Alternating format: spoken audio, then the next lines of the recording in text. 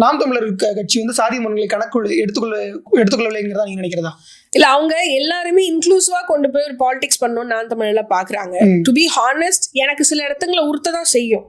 நான் வந்து ராவா பேசணும்னா எனக்கு வந்து முத்துராமலிங்க தேவரை வந்து இப்ப சொல்றீங்களே காங்கிரஸ் சப்போர்ட் பண்றீங்க, நாம் தமிழருக்கு சப்போர்ட் பண்ணும்போது எனக்குள்ளே ஒரு கேள்வி வரும். முத்துராமலிங்க தேவரை உயர்த்தி வைக்கக்கூடிய இடத்துல நான் எப்படி உங்களுக்கு சப்போர்ட் பண்றேன் ஒரு இடம் இருக்குல்ல. அப்போ போக போக புரிஞ்சுப்பாங்க. நாம் தமிழரும் இவ்வளவு தூரத்துல பயணிச்சு ஒரு இடத்துக்கு வந்திருக்காங்க.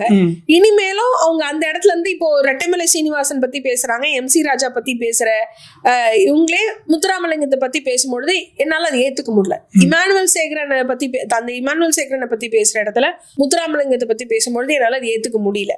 கண்டிப்பா அந்த இடத்துல எனக்கு பெரிய விமர்சனம் இருக்கு.